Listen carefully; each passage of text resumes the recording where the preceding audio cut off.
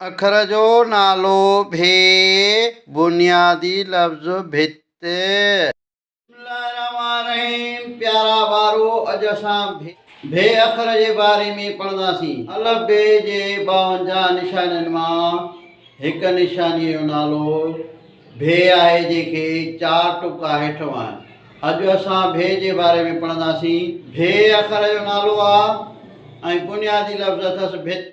भित मौनस लफ़्ज़ आहे जंहिंखे सिंधीअ में मादी चइबो आहे। भित खे सिंधीअ में भित चइबो आहे, उर्दूअ में भित खे दीवार चइबो आहे, अंग्रेज़ीअ में भित खे वाल चइबो आहे, अरबीअ में भित खे जिदार चइबो आहे।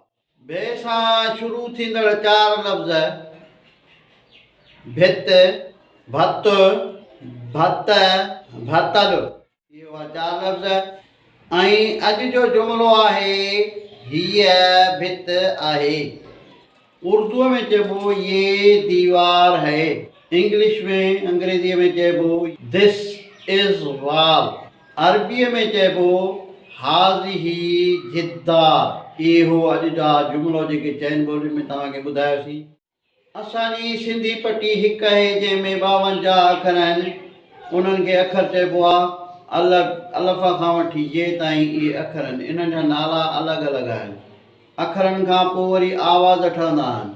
आवाज़ जीअं अखरनि खे मथां ज़बर आई, ज़ेर आयो, पेश आयो, मंद आयो, माना एराब जंहिं अखर खे मिलियल हुजे उहा आवाज़नि में मटिजी वेंदी आहे।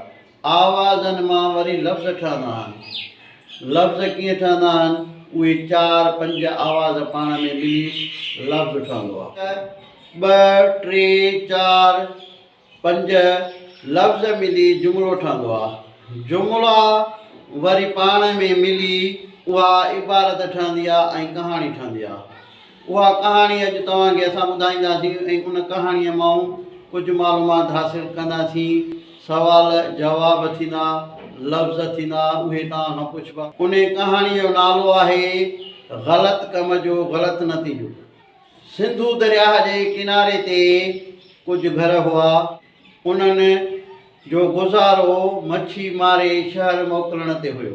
उन्हनि माण्हुनि में हिकु अहिड़ो ख़ानदान हुयो जंहिंमें 2 ज़ाल मुड़ुस हूंदा हुआ। उहे वॾी उमिरि जा हुआ।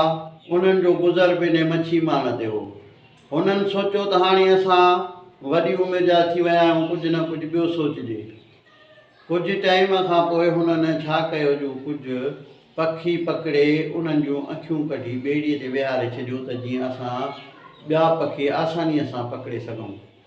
ॿिया पखी जो ॾिसंदा हुआ त ॿेड़ीअ ते पखी वेठा आहिनि ऐं अची लहंदा हुआ ऐं हो फासाईंदा उन्हनि खे।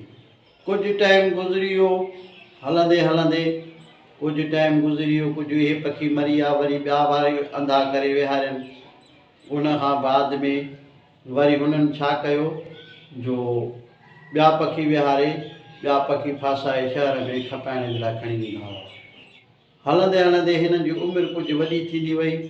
जीअं उमिरि वधीक थींदी वई, हिननि जी नज़र ख़तमु थींदी वई। आख़िर ही 2 ॼणा अंधा थी वेही रहिया। हिकु ॾींहुं पाण में गुफ़्तगू करण लॻा।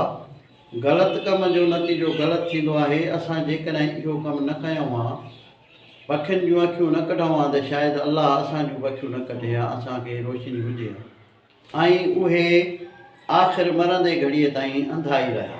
इहा हुई अॼु जी कहाणी जंहिंखे इबारत बि चइबो आहे।